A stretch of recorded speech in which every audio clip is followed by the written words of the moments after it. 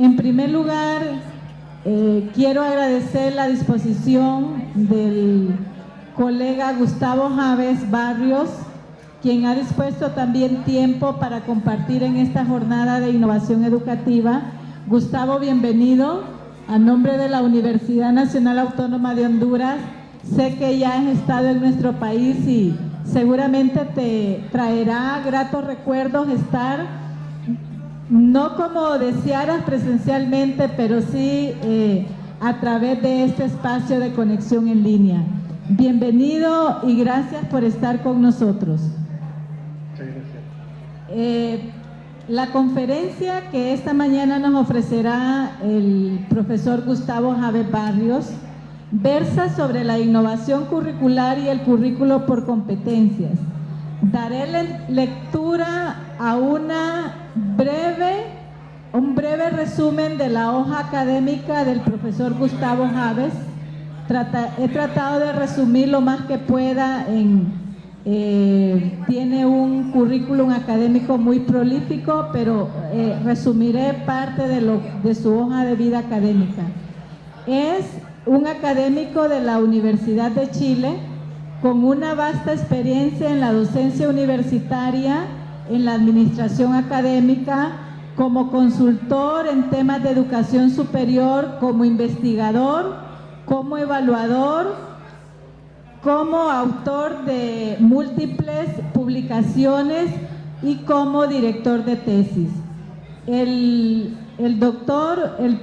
profesor Gustavo Javes es profesor de filosofía de la Universidad Católica, es licenciado en filosofía y educación, tiene una maestría en ciencias de la educación y es candidato a doctor en educación por la Universidad Académica de Humanismo Cristiano y es doctorante en investigación educacional de la Universidad de Sevilla. Como les decía, actualmente es académico de la Facultad de Medicina de la Universidad de Chile en el Departamento de Educación en Ciencias de la Salud y es consultor nacional e internacional en materia de desarrollo y evaluación de la formación profesional.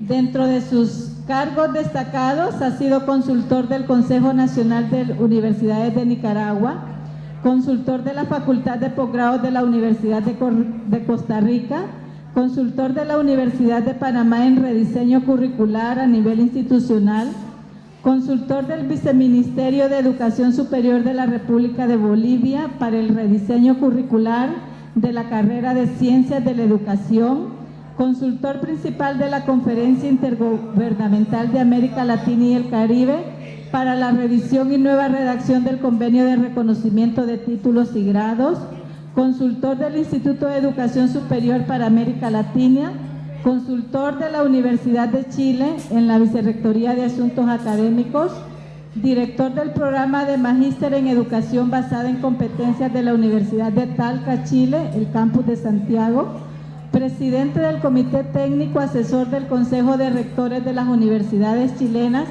para las pruebas de selección universitaria, miembro del Comité Técnico de la Comisión del Consejo de Rectores para la elaboración de las nuevas pruebas de admisión en educación superior, consultor internacional de la Agencia Alemana para la Colaboración Técnica, consultor internacional de la Agencia de la GTZ para el diseño del proyecto Currículum Nacional Básico para la República de Honduras, consultor internacional de la Comunidad Europea para el proyecto Desarrollo Educacional en Comunidades Urbano-Marginales de Honduras, es director del programa de Magíster en Política y Gestión Educacional en la Universidad de Talca de Chile.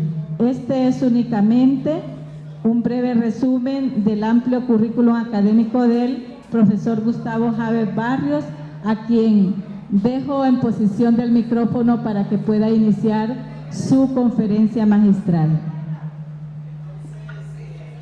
Sí, entre las cosas que dijo querida amiga Marta, nos dijo que yo he estado cerca de 15 veces en Honduras, por distintas razones.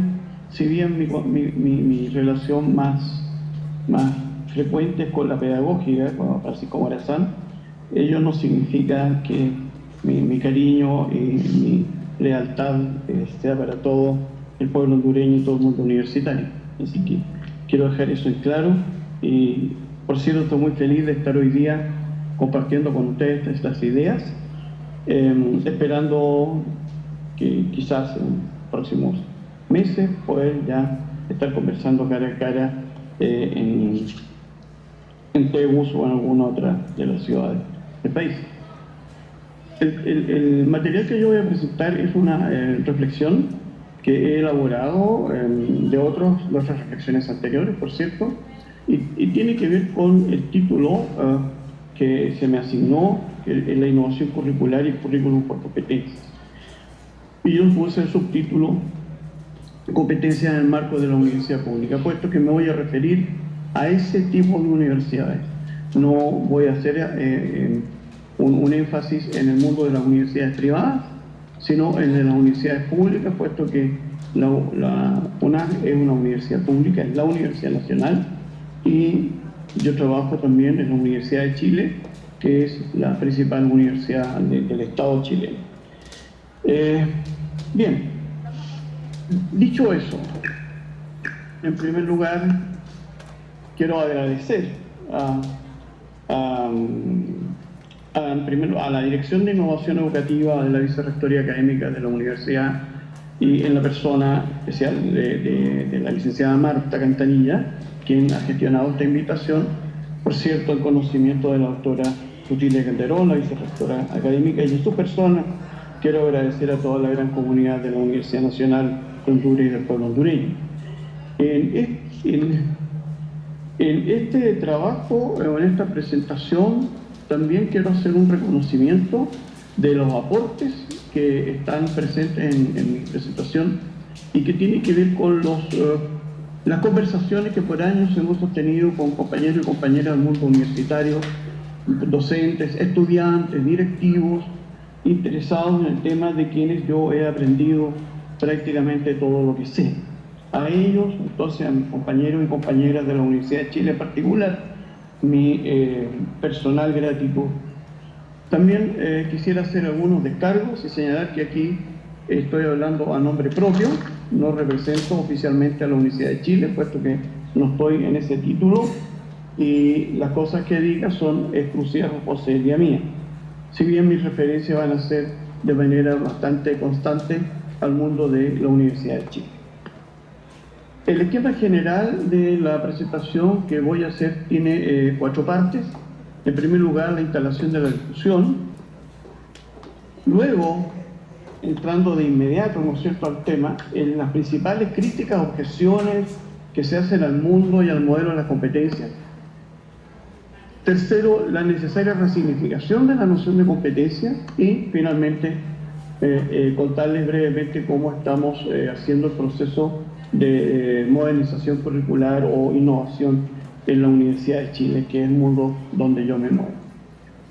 Dicho eso, quisiera partir con la instalación de la discusión. Yo sé que el tiempo no es muy holgado, así que me van a perdonar si hay cosas que no las voy a explicar demasiado en detalle, pero es así. Yo entregué un documento a la licenciada Marta y ella podrá después compartir con ustedes el texto completo de esta presentación. Bien, lo primero, preguntarnos, el tema de las competencias nos pone sobre la mesa y ante el rostro la pregunta por cuál es el articulador de la formación profesional universitaria.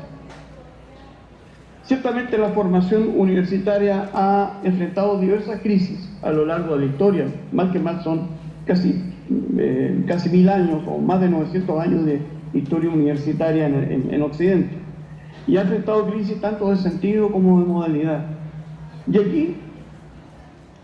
aquí en este caso, las preguntas que nos hacemos tienen que ver en primer lugar, el sentido de la formación. Es decir, cuál es la definición identitaria del profesional que estamos formando en el contexto de nuestros países, de Honduras y de Chile. Pero también debemos preguntarnos cómo ¿no es cierto?, se organiza, selecciona y estructura el currículum para el logro de esta construcción identitaria. cuáles son los criterios, cuáles son las estrategias, cómo se evalúa, cómo se certifica ante la fe pública. Tradicionalmente, nosotros hemos funcionado sobre un modelo heredado en general de la universidad de origen hispánico, de la colonia, ¿no? Asociada al Estado y la Iglesia, que ha marcado algunas cosas de nuestra identidad, pero también nos movemos con aquellos aspectos introducidos por la dinámica del saber del mundo occidental, con sus polarizaciones y los centros de excelencia. Entonces, desde una mirada de la construcción profesional que estaba basada fundamentalmente en la transmisión de contenidos, y estos contenidos organizados de acuerdo a una lógica propia de la ciencia, eso funcionó hasta los años 60, 70 del siglo pasado, cuando hace irrupción en América Latina dos novedades importantes. Primero, la noción de currículum que hace Ralph Waldo Tyler, ¿no?, en su libro seminal sobre el tema, y la investigación que realizan Benjamin Bloom y sus colaboradores sobre el tema, sobre la taxonomía de los objetivos educacionales. Eso significó que en el mundo de la formación se instalan nociones como currículum, objetivos terminales, objetivos intermedios y, por cierto, la clasificación de los logros de aprendizaje. Esa fue una gran revolución. Quienes investiguen el tema se darán cuenta, por lo menos en Chile así fue, las reacciones y las oposiciones muy fuertes a ella, ¿ya? En los últimos años hemos asistido a la introducción en el lenguaje, en el discurso y en la literatura universitaria el término de las competencias, ¿ya? Y esto ha provocado diversas reacciones, por cierto. Algunos han adoptado de manera entusiasta, proactiva, y otros han reaccionado negativamente, con miradas recelosas, de rechazo, y hay múltiples argumentos en ambas direcciones. De eso voy a dar cuenta un poquito más adelante. El segundo tema de la instalación de esta discusión es la pregunta por las condiciones de realización para una innovación significativa. Ciertamente no basta tener la voluntad de innovar, ¿ya? Requerimos otras cosas, en particular cuando la innovación afecta los sentires y los saberes y los hábitos y los valores más profundos de una comunidad como la comunidad universitaria, ¿ya? Hay cambios, hay innovaciones que acogimos alegremente y fueron muy buenas, han sido muy buenas, como todo el tema del mundo digital, las TICs y todo lo que viene con ellas, nos ayuda a hacer mejor nuestro trabajo. Pero una innovación como esta, que afecta el currículum, afecta los modelos de formación, afecta la noción misma de la formación profesional, es algo que tiene un impacto importante y es esperable una resistencia. Por cierto, lo que decía, además de una voluntad política, se requieren otras condiciones de realización. En primer lugar, ¿no es cierto?, la aceptación y la convicción en el mundo académico, particularmente en el mundo de los docentes y de los estudiantes, que esto se trata de un cambio positivo, no solamente para algunos grupos de interés en el mercado, sino un cambio positivo para la construcción del país, ¿no es cierto?, el proyecto país que nos llama nuestro carácter de universidad pública. Ciertamente se requieren, aparte de la voluntad política general y de la aceptación crítica, por cierto, por parte de la comunidad, otros recursos, como recursos financieros, legales, institucionales. Yo insisto en esto, puesto que en el caso de la Universidad de Chile, por si acaso ustedes no lo saben, la Universidad de Chile es una universidad que ha sido sistemáticamente castigada por el Estado, es decir, por su propio dueño. Solamente un dato, atendiendo que el presupuesto de la UNA está incluido en la Constitución de la República, el aporte estatal a la Universidad de Chile, desde el punto de vista presupuestario, no va más allá del 15% de su presupuesto.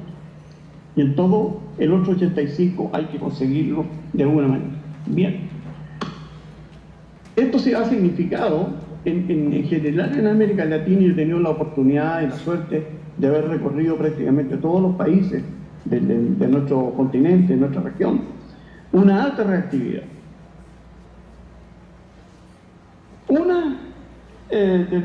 Una reacción del mundo universitario estatal, particularmente, ha sido adoptar muchas de las estrategias y modalidades de la iniciativa privada.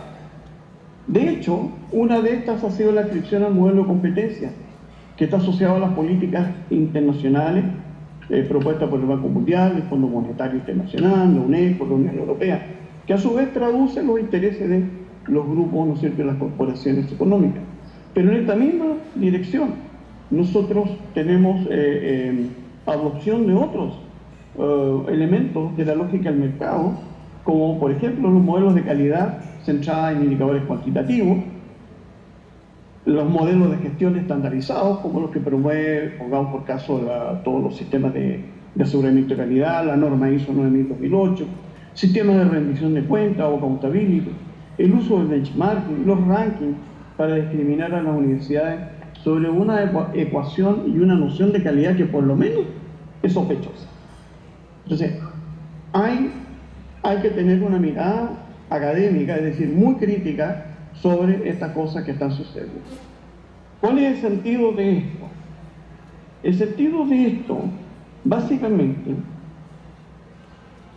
es hacer la discusión y hacer la conversación y llegar a los niveles de acuerdo, es decir, y también de desacuerdo, a que nos convoca la exigencia ética de nuestro ser universitario. Es decir, no podemos, siento yo como académico, ya que llevo muchos años en la vida universitaria, más de 40, no podemos, sin más, adoptar cualquier innovación, por interesante, simpática o global que parezca.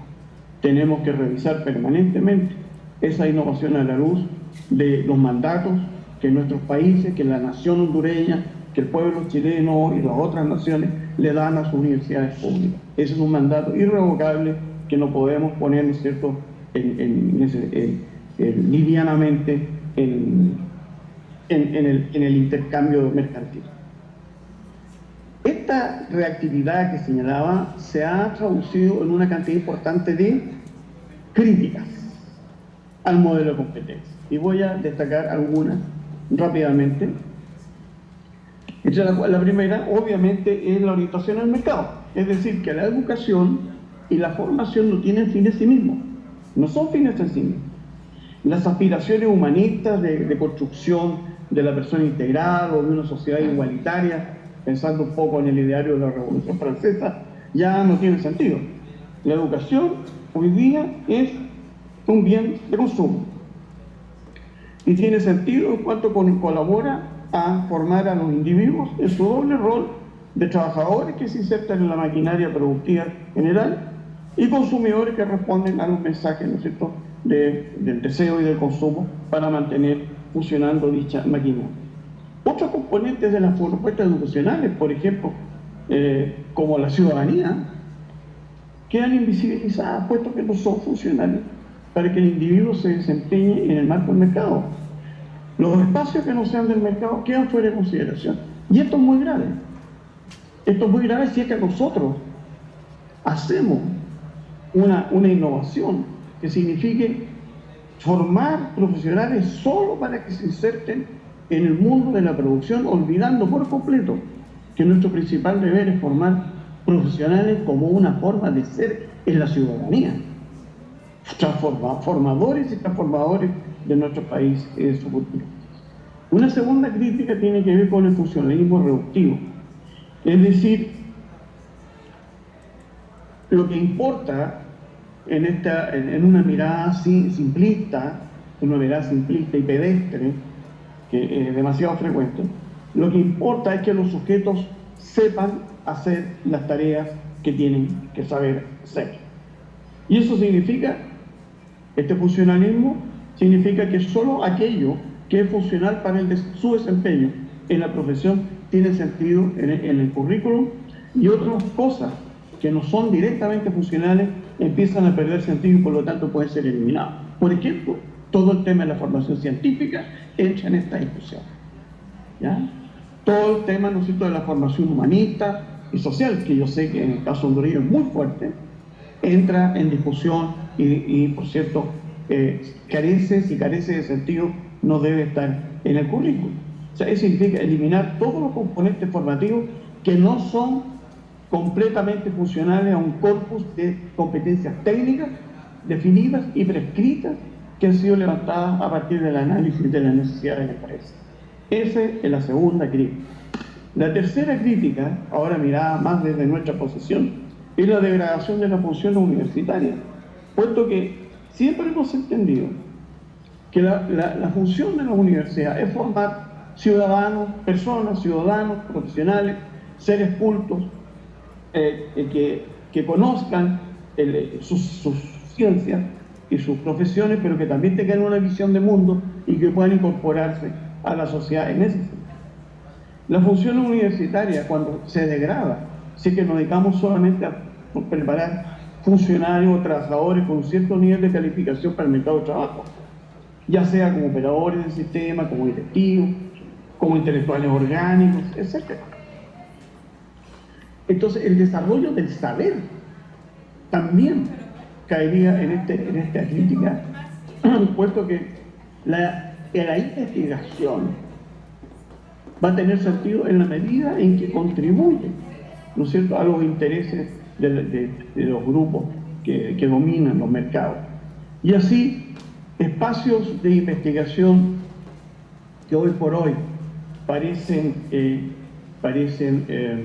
propios de la universidad, con la investigación estética, la investigación astronómica y otra investigación que no tiene una aplicación económica directa, empiezan a perderse también, puesto que si el desarrollo universitario no colabora funcionalmente al modelo económico, entonces debe ser rechazado. El rol de la universidad como agencia de equidad en el espíritu republicano ha sido desplazado por las políticas neoliberales y hoy la universidad se entiende como una agencia de formación de sujetos que se inserten no en el espíritu republicano, sino en el espíritu del mercado. La cuarta crítica tiene que ver con la pérdida del sentido público de la universidad estatal. Y significa que todos los proyectos que tienen que ver con la construcción de la ciudadanía, con la construcción del país, las preocupaciones por cuestiones que en sí mismas no tienen, como señalaba hace un momento, no tienen una valorización económica o una aplicación tecnológica directa, son cuestiones que empiezan a perder sentido. Y nosotros como universidades públicas tenemos que hacernos cargo de eso. Pero si empezamos a perder el sentido público de nuestro ser universitario estatal, entonces empezamos a perder también nuestro ser. Las cuestiones sociales, por ejemplo, quedan reducidas a problemas individuales. Son los sujetos los que tienen que hacerse responsables. No es la sociedad la que se hace responsable. No es la sociedad la que crece y por lo tanto al crecer ella, crecen sus miembros. Es el crecimiento de cada miembro, que al final lo sumo y tengo un promedio, ¿no es cierto?, general. El que no surge es porque no trabaja. Y el que no trabaja es porque no quiere. Cuestión que sería completamente lógica en el marco del individualismo neoliberal. Por cierto, y con mayor razón, temas como los temas sindicales, gremiales, que responden a los intereses de los colectivos, quedan fuera del modelo de formación del individualismo neoliberal. Se invisibilizan entonces las cuestiones sociales y políticas, también las cuestiones medioambientales, y en Honduras como en Chile sabemos lo que significa la degradación del medio ambiente, sabemos lo que ha significado para el país, ¿no es cierto?, la tala indiscriminada de los bosques, que no solamente han tenido un efecto porque han exportado madera, sino porque se han degradado el suelo, se han perdido las capas fértiles y en general el país se está desertificando. Estoy hablando de Chile y pues posiblemente podamos aplicar esa noción al mundo hondureño. Se coloniza el sentido común, puesto que nos hacen creer, como él, que no hay otra manera de pensar que no sea esto. El discurso repetido y machacado contra el Estado, por ejemplo, que el Estado es ineficiente, que el Estado es lento, que el Estado es una pura burocracia, que el Estado es corrupto, y que ha llevado poco a poco este discurso machacón a una imagen de ruina, ineficiencia, burocracia, ineptitud, incapacidad, corrupción. Y las universidades estatales también estamos ahí. Y cuando se coloniza el sentido común y por el hecho de ser estatal algo es considerado malo e ineficiente, ciertamente eso tiene un impacto fuerte sobre nuestra realidad como universidades públicas. Por cierto, en el marco de competencia que se intenta instalar, el rol de la institución educativa va a ser básicamente proveer a los estudiantes la competencia genérica y el grupo de saberes básicos y competencias específicas que le permitan una rápida adaptación a las condiciones laborales cambiantes. La preocupación por formar seres rápidamente adaptables hace que los temas de calidad, justicia y equidad se transformen en irrelevantes o cambien su significación. Y ahora entendemos como calidad aquello que es apropiado y que satisface las necesidades de la empresa. La justicia la entendemos como una misma medida para todos. Acaban de salir los resultados de la prueba PISA, ¿no? En el cual me parece que Honduras también está involucrada. Y vemos con terror cómo de los 65 países, el primer país latinoamericano ocupa el lugar 47 y después vienen todos los demás. Cuando entendemos que la equidad no tiene que ver, ¿no es cierto?, con que cada uno tenga derecho a los recursos para levantar su vida, sino asegurar a cada uno un lugar en el mercado de trabajo.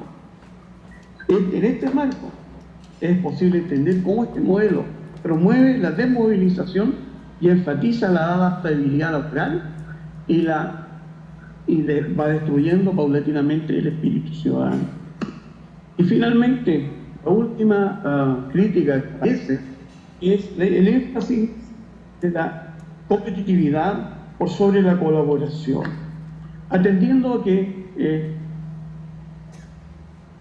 la visión que proporciona el poder neoliberal o liberal ya desde la filosofía de Leibniz, ¿no es cierto?, del siglo XVII, es que las motivaciones básicas del individuo se encuentran en la realización o el éxito, y que en la lógica neoliberal se traduce en el dinero. Es claro que de ser así y que los recursos son escasos, un sujeto no va a querer colaborar con otro, puesto que es su potencial adversario. Por el contrario, la dinámica de la competitividad pasa necesariamente por la derrota del otro, en una lógica de antagonismo, en el cual el sujeto individual llega a ser tal por la vía de mecanismos diferenciadores, por la prescindencia de lazos inevitables como el parentesco, por la temporalidad de las relaciones. En cambio, no se entiende el carácter profundamente biológico de la especie, en el cual es la colaboración la que nos permite salir adelante. Si nosotros revisamos el comportamiento de las especies, las otras especies, no las humanas, creo que las ratas también entran en el mismo paquete con los humanos. En general, las especies colaboran entre sí, no se destruyen unos a otros. Compiten con otras especies en un ecosistema, y eso es una cosa que funciona así. Pero al interior de la especie no hay esa dinámica de destrucción, sino más bien colaboración, puesto que el propósito fundamental, implícito o interpretado es que las especies deben perdurar, deben mantenerse en el tiempo y en el tiempo. Esas serían, en una mirada muy rápida, algunas de las principales críticas que se hacen al modelo de competencia. Entonces, si esto es así, ¿qué vamos a hacer? Entonces nosotros pensamos desde la Universidad de Chile una pregunta, y es: ¿cuál es la noción de competencia que necesitamos? necesitamos para un país que se está construyendo, para un país que está cooptado por un modelo económico y social, pero para un país que quiere salir adelante, un país que quiere ser un mejor lugar de vida para su gente, quiere ser un lugar de acogida para ciudadanos de otras partes que quieran llegar hasta acá. ¿Qué noción de competencia necesitamos? Y en primer lugar decimos que la competencia no es saber hacer cosas, sino que la competencia es saber actuar. Saber actuar como actúa un actor, o como actuamos nosotros, actores en el aula. Sabemos actuar. Saber actuar no es saber cosas, no es saber ser, saber estar, y toda esa larga lista de saberes que aparecen en el informe del OR, de la UNESCO, sino que nosotros tenemos que saber actuar, en el cual se sintetizan todos los demás, en el actuar. Pero es saber actuar de manera pertinente, de tal manera que nuestra actuación profesional se define en cada contexto, enfrentando con dos criterios de calidad y de humanidad. Cuando decimos criterios de calidad, estamos diciendo que no es la competencia, el profesional competente que nosotros formamos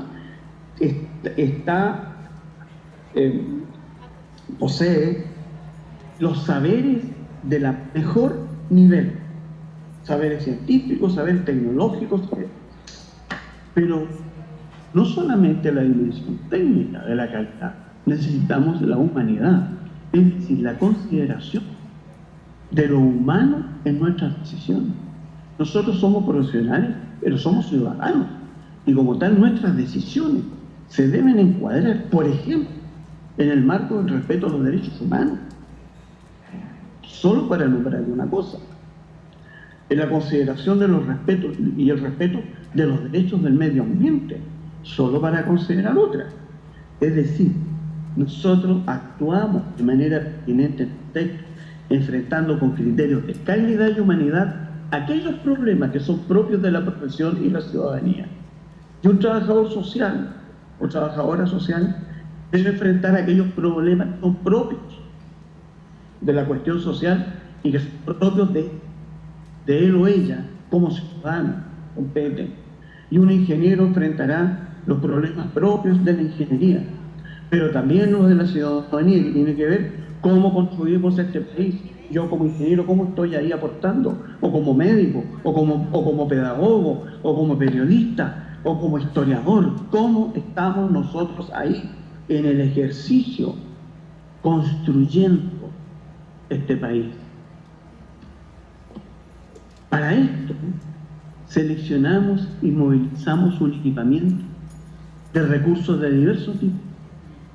Recursos personales, como nuestros conocimientos, nuestras actitudes, nuestras experiencias, nuestras capacidades físicas y de motricidad. Movilizamos incluso nuestras ignorancias, pues que podemos entonces hacer preguntas y buscar conocimiento nuevo.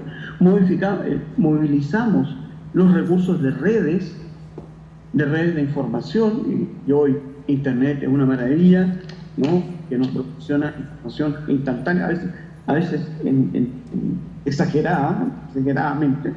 Movilizamos a las redes, movilizamos el contexto. ¿Para qué? Para justamente solucionar o contribuir a la solución de esos problemas que son propios de la profesión y la ciudadanía. Pero no basta con hacer esto.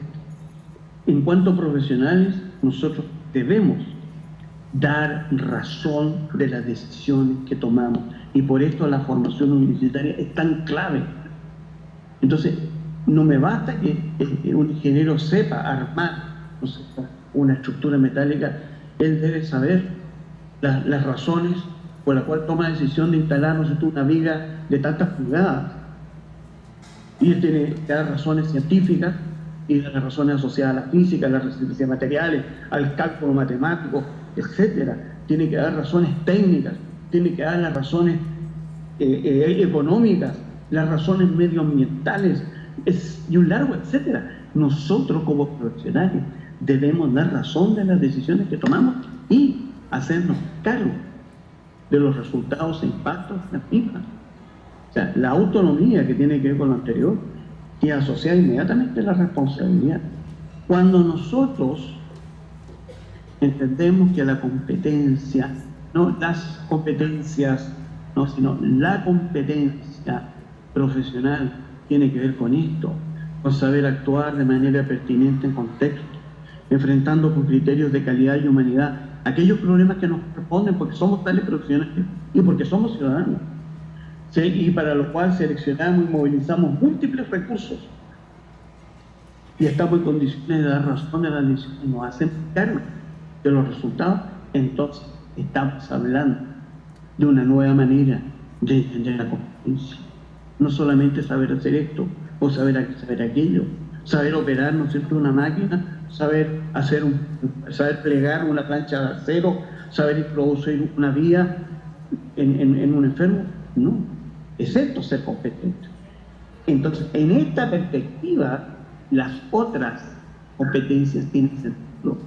Y cuando nos dice, por ejemplo, nos dice pensar críticamente, que es una linda declaración, pero no tiene contenido, entonces yo me pregunto, ¿cómo es la actuación del ingeniero, del médico, del abogado o de cualquier de las profesiones? ¿Cómo se piensa críticamente? ¿Cómo traduzco eso? Entonces, estamos pensando siempre en esta perspectiva. Esto es lo que nosotros denominamos una propuesta contrahegemónica, resignificar la competencia, puesto que el modelo de competencia no es solamente un dispositivo técnico, tiene consigo una carga sociológica, política, valórica, educativa que claramente se puede identificar y en la cual nosotros claramente podemos tomar decisión. Me voy a referir brevemente. Brevemente es una expectativa, es una pura deseabilidad, ¿no? Ustedes saben que brevemente puede ser cualquier cosa. Ya. ¿Qué pasa y cómo hemos planteado las cosas en el marco de la Universidad de Chile? Y quiero decir que todo lo que yo he dicho, y voy a señalar todo lo que hemos hecho, todo esto nosotros lo hemos hecho. Nos hemos equivocado muchas veces, pero también hemos podido aprender, y eso tiene que ver con la tremenda inteligencia y la infinita generosidad de mis compañeros. En primer lugar, en la Universidad de Chile, la innovación, o lo que se llamó la modernización del currículo, que así se llama la modernización, es una iniciativa de rango institucional. Se mueve desde el Senado Universitario, que es el órgano máximo participativo de gobierno institucional. Consecuentemente, siendo una iniciativa, fija un camino, pero es una iniciativa que es descentralizada. No significa instalar un único modelo que todos deben seguir sin desviarse un milímetro de él. Al ser descentralizada, la modernización señala que las distintas facultades, y son 14 facultades y algunos institutos, las 14 y tantas facultades pueden concebir su estrategia de trabajo para la modernización. Ciertamente hay cosas que deben, y entre estas cosas los principios institucionales son ineluctables. Los principios que tienen que ver con porque se trata de una universidad pública, una universidad plural, es una universidad que está orientada a la construcción de un proyecto de país, es una universidad en la cual la participación es su principio clave, y otros que pueden ser encontrados, ¿no?, son aquellos que deben mantenerse, puesto que son los que le van a dar coherencia finalmente a las soluciones que se logran. Hay algunas orientaciones basales. Por cierto, yo quisiera referirme a unas 2 o 3. Por ejemplo, nosotros pensamos que un profesional debe ser un ser crítico que confronte los argumentos y la verdad establecida, basado en evidencia y en calidad de la argumentación. Un profesional debe ser autónomo, es decir, que tome decisiones sobre la base de su propio pensamiento y que por consiguiente asuma de manera personal sus decisiones. Un sujeto que actúa en colaboración como estilo de trabajo para el logro de metas compartidas. Es un profesional que es un transformador de la ciudad más que un simple profitador de la misma, ¿ya? Que interviene en la realidad para hacerla mejor, más digna. Es un sujeto que debe estar atento a la diversidad, entendiendo que ser diversos es ser más rico humanamente. Ser diverso me dice que siendo todos igualmente dignos, todos podemos contribuir para ser mejores personas, puesto que si fuésemos todos iguales, no habría ningún problema para gobernar este mundo. Vencer la desigualdad, ¿no?, que es también un principio importante en una universidad que se proyecta en la construcción de un país en el cual paulatinamente la inequidad y la injusticia está viéndose llevada, ¿no es cierto?, a su mínima expresión. Esto lo traducimos a la Facultad de Medicina. ¿Por qué voy a hablar de la Facultad de Medicina?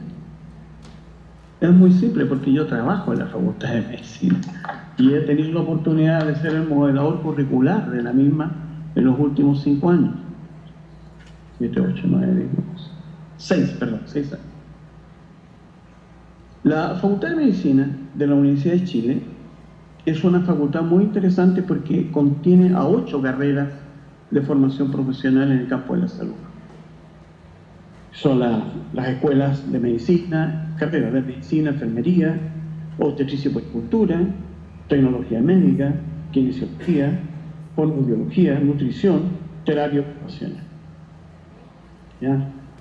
Y en esta facultad hemos desarrollado un proceso de innovación orientado al rediseño de nuestras carreras sobre un modelo competencial, pero que tiene ciertas características de partida.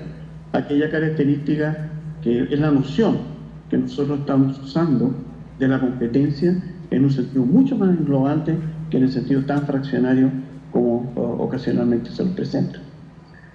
Nosotros, en primer lugar, en la universidad tenemos un modelo de gestión.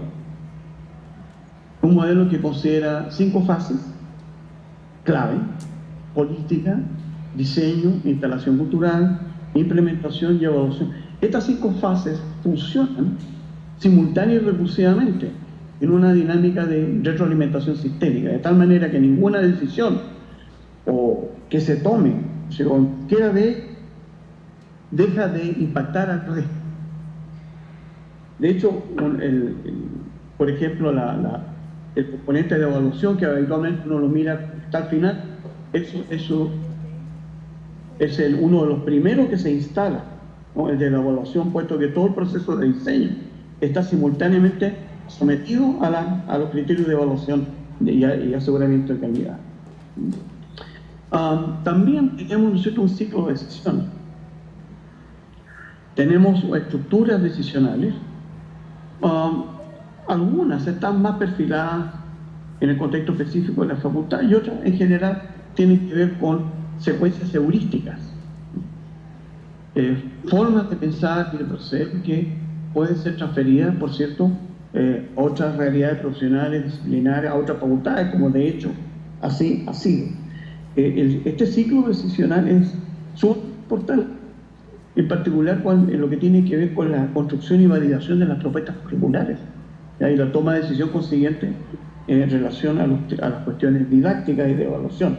Entonces, tenemos una matriz de pensamiento que no es un protocolo que debe seguirse paso a paso, sino que es una heurística, es decir, una manera y una secuencia de fases que debe cumplir, pero cada vez cada circunstancia se va cargando de las historicidades propias en las cuales se están moviendo. También utilizamos un conjunto de criterios de rigor para someter a la crítica y a la evaluación ex ante de las decisiones. Ciertamente, un criterio de rigor fundamental tiene que ver con la pertinencia de las propuestas de cambio en relación a las necesidades documentadas de contexto en el caso del currículo, pero la coherencia de la propuesta formativa con los principios institucionales que acabo de dar, la pertinencia en relación a las necesidades documentadas, la coherencia con la propuesta con los valores y misiones institucionales. También un criterio rigor es el de la viabilidad de la propuesta en términos de las condiciones de orden en que nos movemos. Por ejemplo, el tiempo. Una cantidad de tiempo, una cantidad, hoy día, de crédito, significa una cantidad de horas de trabajo. Esa es una condición tremendamente rígida y que obliga a tomar decisiones. Por cierto, las condiciones de orden tienen que ver también con los recursos disponibles en el próximo y mediano plazo. Y no sacamos nada con plantear una propuesta de cambio si los recursos para llevar a cabo no están, o sea, su viabilidad está comprometida. Y finalmente, un criterio de rigor es la consistencia interna de la propuesta, velando por la integridad y la articulación de la misma. Otro elemento interesante que yo quisiera destacar de la innovación en la universidad, en la facultad, es el que se impuso desde el gobierno o la facultad, desde la decanatura, una estructura organizacional ad hoc durante el tiempo que ha durado fundamentalmente la fase de diseño. Y en esta estructura organización paralela se atendieron todos los tópicos relacionados con la innovación, mientras el resto del sistema seguía funcionando de acuerdo a las lógicas y parámetros tradicionales. Esta estructura funcionó entre 2007 y 2012 y a partir de 2013, desde este año, ya es asumida por las funciones de la estructura existente. Tenemos algunos principios articulados. Solo señalar que el modelo de trabajo implica algunos principios, por ejemplo, la participación. Los procesos de cambio se hacen en mi facultad y en las otras sobre la base de equipos de trabajo, no sobre las decisiones a priori tomadas, ¿no es cierto?, por las autoridades en lo específico de los currículos, sino por los equipos de trabajo en los cuales participan docentes y estudiantes. Ese es un modelo de participación bien especial y bien propio. Otro principio es de la transparencia, es decir, todas las decisiones que se toman, todas las discusiones que se hagan, todos los documentos que circulan están abiertos a la reflexión, al análisis y a la retroalimentación de parte de la comunidad universitaria. Específicamente está abierto más que nada para los miembros de una profesión correcta. Otro principio articulado es el que tiene que ver con la autocorrección. Vale decir, los equipos de trabajo que son retroalimentados desde el Comisión de Seguimiento de Calidad tienen que ser capaces de evaluar y corregir sus errores. Por eso yo les decía hace un minuto que nosotros hemos cometido muchos errores, y son los errores del aprendizaje. Hemos tenido que volver a hacer las cosas más de una vez. Un principio adicional es el de la evidencia. Nosotros buscamos tomar decisiones basadas en evidencia empírica en algunos casos, porque en el caso de medicina del mundo de la salud. Evidentemente, las enfermedades prevalentes son un componente de evidencia sobre el cual no cabe duda, pero también hay evidencia relacionada con las mejores prácticas, las escuelas relevantes a nivel mundial, la evidencia que tiene que ver con hacia dónde va la literatura científica, hacia dónde se encaminan los desarrollos tecnológicos. Toda esa evidencia nosotros tenemos que tomar en cuenta permanentemente para tomar decisiones actualizadas. El principio de la negociación antes que el principio del consenso. Los consensos, que son una práctica, han sido una práctica muy habitual en mi país, los consensos tienen una tremenda perversión, y que es anular al disenso, lo hace invisible. Una estrategia de negociaciones nos permite tener a la vez los acuerdos, que son aquellos puntos de convergencia, y a la vez, paralelamente, tener los desacuerdos, que son aquellos puntos de divergencia sobre los cuales mañana habremos de tomar decisiones y que nos abren las puertas para futuros desarrollos. Y finalmente, como principio articulador, el principio de la documentación. Nada de lo que hacemos, o casi nada de lo que hacemos, queda en las memorias. Tratamos que todo quede documentado, ya sea en las actas de trabajo, en los papers que se hagan, en los documentos de discusión, en las propuestas, etcétera. Todo está quedando documentado, configurando, ¿no es cierto?, un archivo de memoria institucional, que es algo de lo cual habitualmente carecemos las universidades latinoamericanas. Hasta donde yo conozco, no tenemos una práctica de la documentación. Finalmente, tenemos también un modelo conceptual. El modelo curricular de la facultad se expresa, por ejemplo, en una concepción de las profesiones y de su formación, atendiendo a sus aspectos éticos y epistemológicos. Se entiende en una declaración de perfil de egreso que considera ámbitos de realización y competencias asociadas, y que a la vez constituye una promesa y un compromiso de la universidad con la sociedad y la fe pública. También hay un modelo conceptual en cuanto a una concepción y práctica acerca de cómo deben organizarse y articularse los diversos componentes de la propuesta formativa. Por ejemplo, criterios para la definición de niveles o ciclos formativos, criterios para secuenciar y articular las ciencias básicas con los saberes profesionales, una estructura mínima de requisitos de curso para asegurar una apropiada secuencia en los aprendizajes teóricos.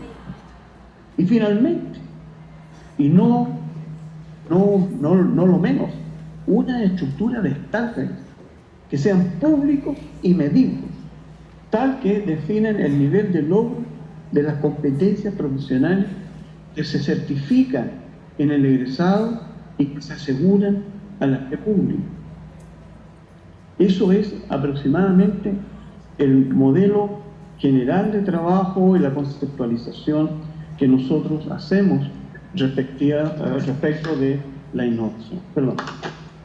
Quisiera agregar un comentario que una vez le escuché a un hombre sabio y que dijo: todos los cambios en la vida individual o colectiva, todos los cambios son dolorosos, porque significa abandonar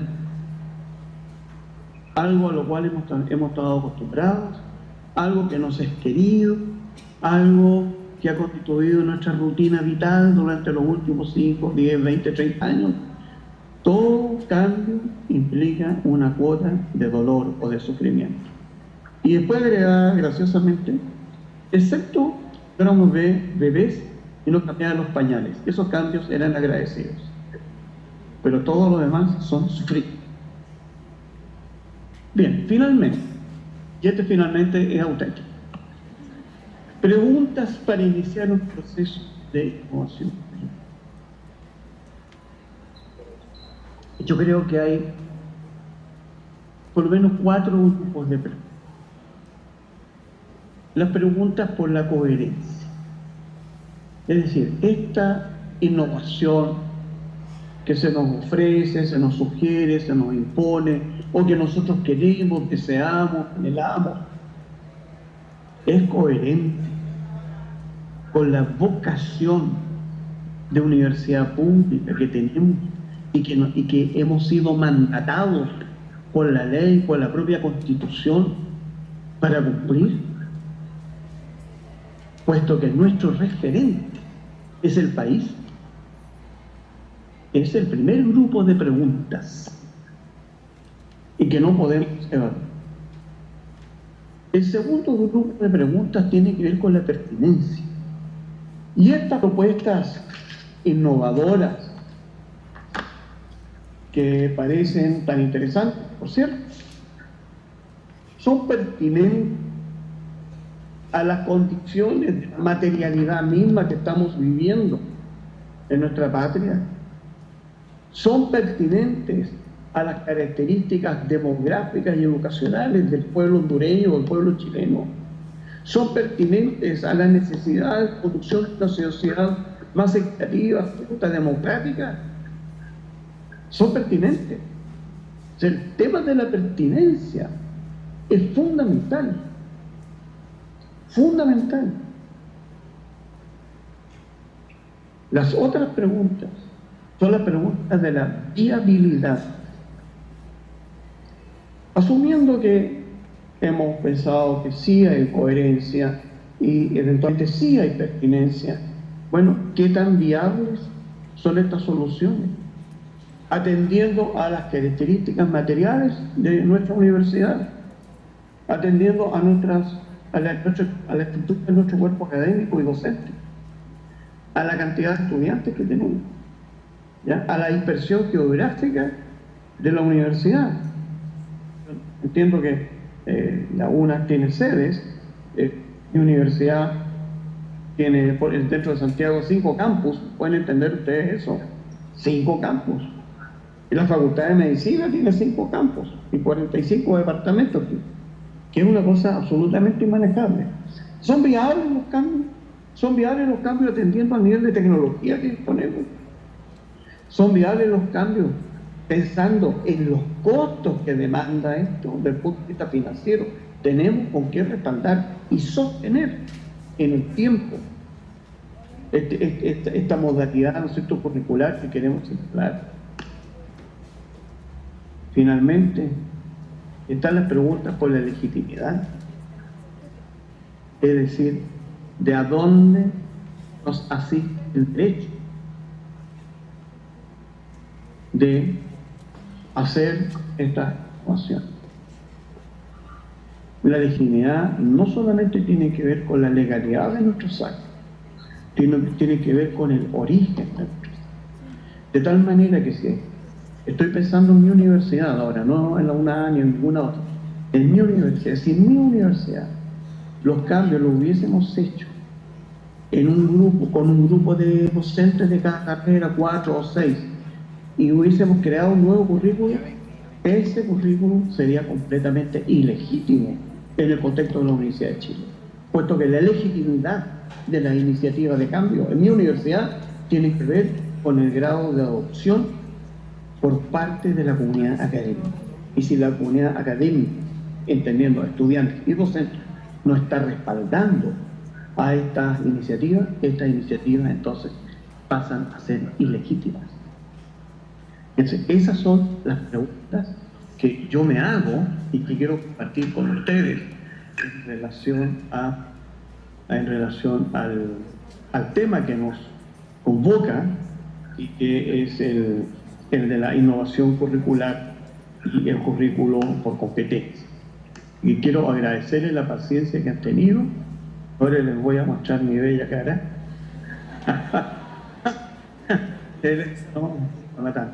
¿Me veo o siguen viendo la pantalla, la otra? No, estamos bien. Okay, muchas gracias, compañeros, compañeras. Realmente ustedes son muy generosos. Espero en algún momento regresar por allá y a comerme esos braceritos ¿cómo se llama?, de frijoles, con la cremita ácida, con tequillas que se llaman, tortillitas, unas carnitas y por supuesto una buena cerveza.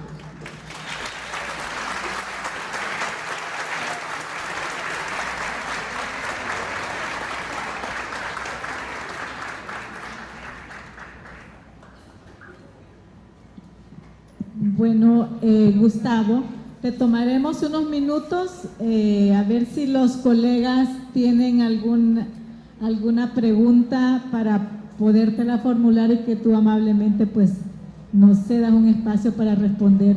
Si hubiesen alguna pregunta.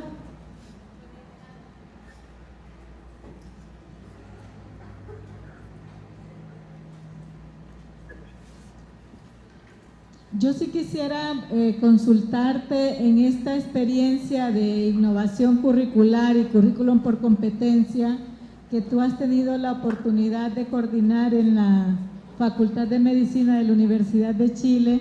¿Cuáles son esas buenas prácticas que pudieses compartir, ya que la universidad está ahorita en un proceso de rediseño curricular? Y precisamente uno de los modelos de diseño curricular de nuestro modelo educativo es el currículum por competencias. ¿Qué buenas prácticas pudieses compartir que pudiesen ser luces para este proceso que estamos iniciando en la UNA? Y has señalado algo, que han cometido errores, pero han aprendido mucho.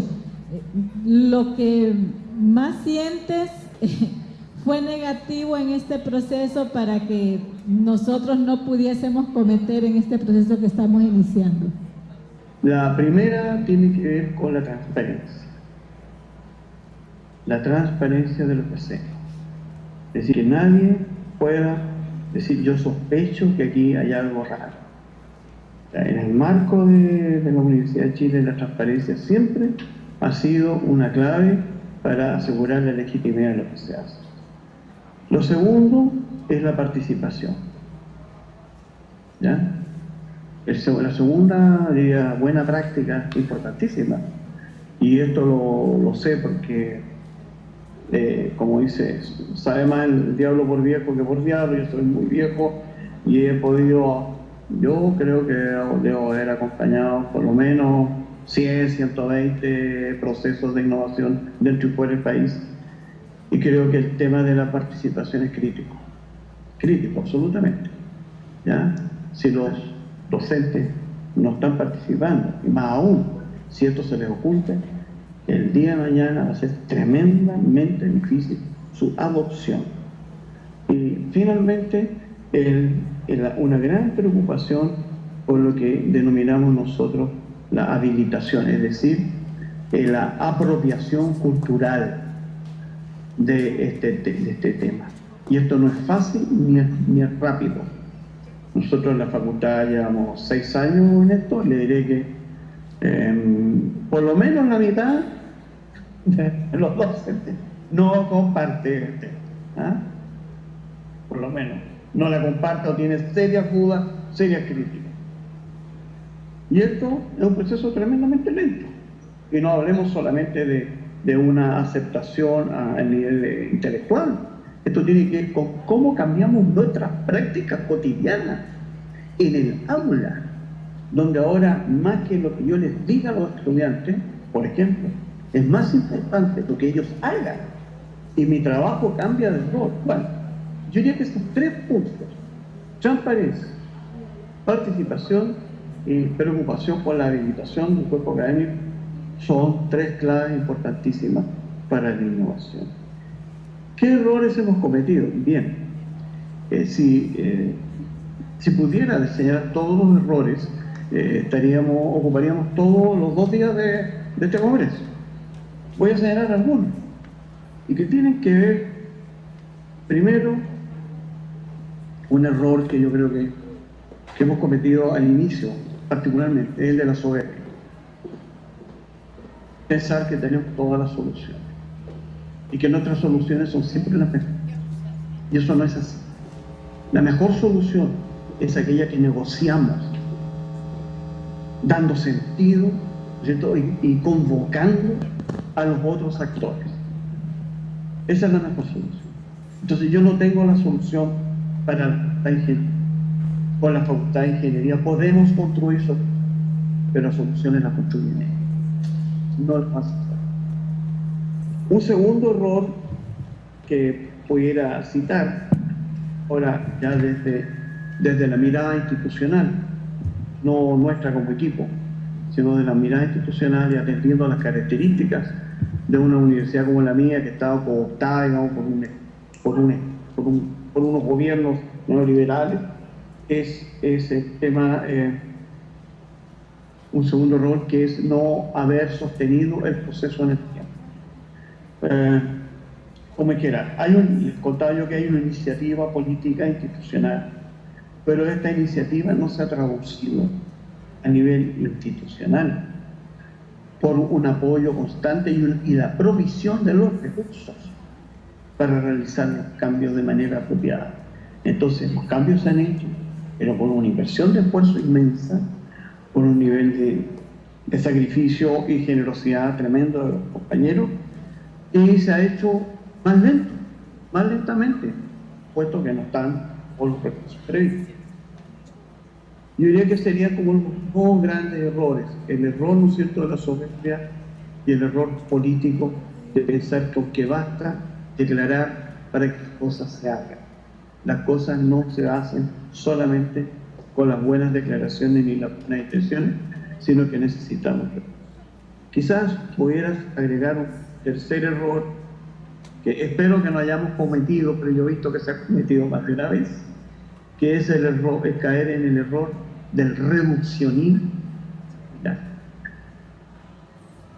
Señalaba en la presentación que una de las grandes críticas que se hace al modelo de competencia es que estas que se expresan como estructura de saber hacer, ¿ya?, que es lo importante, y se pierden de vista otros componentes formativos, como por ejemplo la formación humanista. Yo sé que, por ejemplo, ustedes en Honduras tienen por decisión nacional, gubernamental, una estructura de formación muy interesante. Tienen la historia de su país, por ejemplo. Y no solamente la carrera de historia, todos. Y esas son cuestiones que hay que observar. Nosotros no. En Chile, digamos, nadie, excepto los estudiantes de la carrera de historia, nadie estudia historia. ¿Para qué estudiar historia en la medicina? Si esas mismas horas podemos hacer más bioquímica o más farmacología. ¿Ya?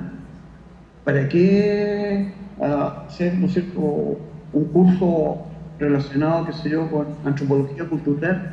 ¿Para qué? Si eso podemos utilizarlo para aprender, qué sé yo, más fisiología, ¿no? Y nos podemos dedicar esa hora a la cosa importante. Ese es un error terrible, puesto que estamos produciendo profesionales castrados, mentalmente castrados, seres que solamente van a saber operar, pero no están necesariamente pensando su país, pensando su ciudad, pensando su profesión. Cuidado, ese es un error terrible. Yo lo he visto en esta vida mía que me ha llevado por tantos lados, por tantas partes, ¿no? Lo he visto y creo que son una de las cosas más graves que nos puede suceder. Así que, 3 buenas prácticas, 3 errores, 3 veces gracias. Bueno, tengo espacio para estas 3 preguntas. Aquí preguntan cuáles son los principales cambios en relación al currículum tradicional que les ha reportado la experiencia que han tenido ustedes ahora, pasar a un currículum por competencias, y cuál fue la capacitación de los docentes, cuál fue la estrategia. Te leeré para que tomes nota de las 3 consultas. La primera es esa de cuáles son los principales cambios en relación al currículum tradicional y cómo fue la capacitación de los docentes. Una segunda interrogante es en las carreras tecnológicas de nuestras, aquí en la universidad, dice, necesitamos definir competencias para impulsar la economía, que necesariamente pasa por el mercado y la empresa. ¿Qué aconseja desde la experiencia en Chile? Y una última interrogante, dice, si el neoliberalismo es el que nos induce a la innovación curricular por competencias, ¿qué propuestas para democratizar las competencias en el currículum para que estos no sigan siendo más de lo mismo? Te dejo este último bloque de preguntas. Bien. Bueno, en primer lugar quiero agradecerle a los compañeros quiero agradecer que hagan preguntas, pero no sé si estoy agradecido que me hagan estas preguntas, que son preguntas tremendas y terribles. Voy a intentar dar algunas pistas, porque tampoco tenemos todo el tiempo del mundo, ya son las 4, no, 3, 2, la 1 y algo, ¿no? Para ustedes. Me imagino que estamos con los tiempos apretados. Entonces, principales cambios en relación al currículum tradicional. Mira, hay cambios muy graves, muy fuertes. Yo diría que uno de los cambios más importantes es la articulación temprana de la formación con la profesión. Eso es una cuestión más interesante. O sea, nuestros estudiantes tempranamente entran en contacto con la profesión y con el mundo de la profesión. Y antes, digamos, se esperaba hasta el 4, hasta el 5º año, ahora ya en el primer año los estudiantes están en esa relación. Hemos logrado algunas cosas que tienen que ver con modelos evaluativos, por ejemplo, basados en competencias, que hemos desarrollado la noción de los logros complejos de aprendizaje, y sobre esa base hemos estructurado toda una propuesta de evaluación. El otro cambio que yo pudiera destacar para esta pregunta es lo relacionado con la didáctica, obviamente. Hemos generado algunas propuestas de enseñanza que, por ejemplo, buscan articular, no solo articular los saberes, distintos saberes de los estudiantes, sino que articulan esa interdisciplina, pero a la vez son instancias multiprofesionales, es decir, son instancias formativas en las que participan estudiantes de las 8 escuelas. Son grupos de trabajo de 15 y 16 estudiantes que no son de una sola escuela, sino son de las 8, y se producen un tipo de interacción muy interesante, muy notable, puesto que son profesionales de la misma área que el día de mañana van a estar trabajando. Pero curiosamente nunca a la universidad se les había permitido hacerlo, ¿no? Porque cada carrera ya su práctica y su propio túnel con su salida personal. Ahora bien, estos son algunos de los cambios, pero tengo que decir, para ser honesto, que la introducción de este modelo de competencia, con todas sus consecuencias curriculares, didácticas, evaluativas, de normativa, política, organizacional, no ha sido una revolución, no ha sido un giro copernicano en que las cosas cambiaron completamente de lugar. Esto se está produciendo en el marco de una universidad muy tradicional. Y hay cuestiones que nosotros hemos tenido que negociar, sabiendo que no es lo ideal, pero hemos tenido que negociar, puesto que también al interior de la academia hay grupos de poder. Por ejemplo, la negociación con el mundo de las ciencias básicas, las ciencias biomédicas. Eso es un grupo muy fuerte, y es un grupo que resiste con mucha fuerza al modelo de competencia, puesto que ellos están en otra lógica, están en la epistemología de la ciencia más que la epistemología de la profesión, y es comprensible que así sea. Entonces, esa es una cuestión que, por ejemplo, nosotros no hemos podido vencer, y tiene que ver con, y esto sí es importante, construir soluciones apropiadas a la realidad local. Y ahí tiene sentido la pregunta que hacíamos hace un rato: ¿de qué noción de competencia tenemos necesidad nosotros? No, ¿cuál es la noción, como si fuera una noción esencial, ¿no? que está ahí casi como en el mundo de la idea platónica? ¿De qué noción de competencia tenemos que enseñar nosotros en esta universidad? Bien, enseguida, el tema de la capacitación docente es tremendamente importante. Hemos seguido distintas estrategias paralelas. De partida, ¿no es cierto?, hemos realizado, tenemos un programa de diploma, un diplomado en docencia universitaria basada en competencia, que es un programa virtual que lo siguen los docentes, digamos, financiado por la institución. Y hasta la fecha yo creo que digamos de los 5.000 profesores que tenemos aproximadamente, ya vamos entre 900, 950 ya han pasado por ese diploma. Tenemos un formato de cursos ad hoc, cursos de especialización docente.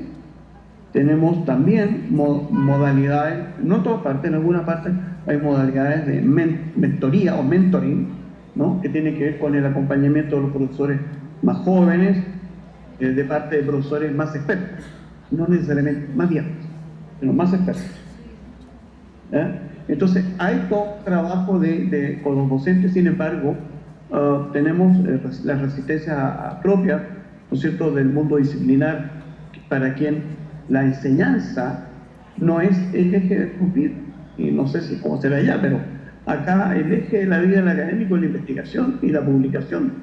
Y los profesores, los docentes enseñan porque tienen que hacerlo, no porque sea el eje que nos motiva de manera fundamental. Y eso es un tema para el cual hoy día no tenemos solución.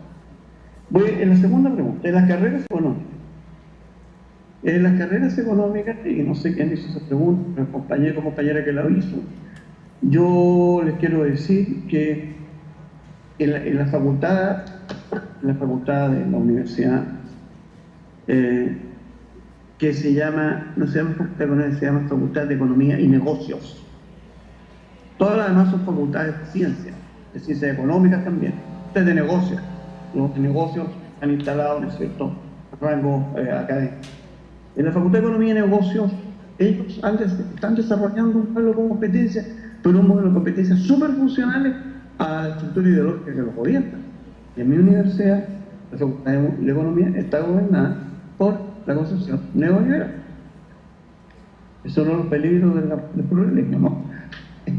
Entonces, son súper competentes nuestros egresados de las distintas carreras, pero ellos se forman bajo un modelo ideológico que es el modelo neoliberal. Punto. Hay algunos docentes que tienen muchas opciones, pero la tendencia de la facultad es aquí. De hecho, el ex decano de Economía fue ministro del gobierno actual del presidente Piñera, que es un gobierno muy de derecha. El siguiente decano fue candidato a la presidencia por una tendencia de derecha. O sea, y aquí, perdone que haga esa referencia, porque la derecha económica y la derecha política están tremendamente hermanadas. Así que en el caso de las facultades de economía, tenemos un tema mayor, puesto que es una de las facultades que más están permeadas, colonizadas por la ideología. Ahora, sí, en la pregunta 3, citamos el tema de ¿qué propuesta tenemos para que nos maten? Y aquí yo me quisiera referir más que a nuestras prácticas, a nuestras expectativas. Nosotros queremos construir una universidad o un modelo de enseñanza mucho más al estilo freiriano, es decir, donde el aprendizaje también significa toma de conciencia, que en un estilo de mera transmisión y aplicación de saber. ¿Qué propuestas tenemos? De partida, la propuesta de esta noción de competencia que instala no solamente el saber hacer cosas, sino que instala el respaldo científico, o el respaldo argumental general, científico, tecnológico, económico, político, ideológico, medioambiental, ético, bioético, etc. Esa es una cuestión tremendamente importante, es decir, profesionales con conciencia del que hacen. Segundo, profesionales para quienes la profesión no sea un simple hacer cosas de 9 a 6, no sé, en el horario echado con usted, y después me olvido, para que la profesión sea una forma de ser ciudadano, de tal manera que yo entiendo que mi actuación profesional también tiene que ver con la construcción de un país y de una sociedad, y eso significa tomar decisiones. Y tercero, hacer una declaración que es un verso de Víctor Jara, cantautor que fue asesinado durante la dictadura, ¿sí? Y que dice: la estrella de la esperanza seguirá siendo nuestra. Es decir, compañeros, no hay que perder la fe, mantener viva la esperanza, en la certeza de que lo que todavía no es, pero ya está siendo, puesto que por eso ustedes están sentados en esa sala. Ya está siendo. Queremos que las cosas cambien. Estamos trabajando para ello. Decimos, y todo el río va para el otro lado y nosotros vamos contra la corriente. Tenemos la certeza de lo que todavía no es, pero ya está siendo, porque tenemos esa fuerza, ya los universitarios, particularmente porque nos acompañan los jóvenes, ¿ya? Y con ellos y en ellos es donde tenemos que hacer esta construcción, ¿ya? Y con eso termino. Les doy las gracias nuevamente por su generosa paciencia, por sus intrigantes preguntas, y decirles que aquí estoy para ustedes.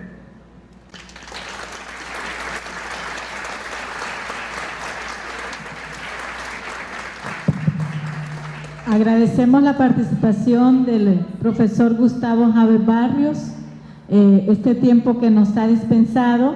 Te tenemos a nombre de la Universidad Nacional Autónoma de Honduras un reconocimiento por tu participación como conferencista en la 4ª Jornada de Innovación Educativa, Estudiantes del Siglo XXI, Aprendizaje, Competencias e Innovación, extendido por la Vicerrectoría Académica y la Dirección de Innovación Educativa.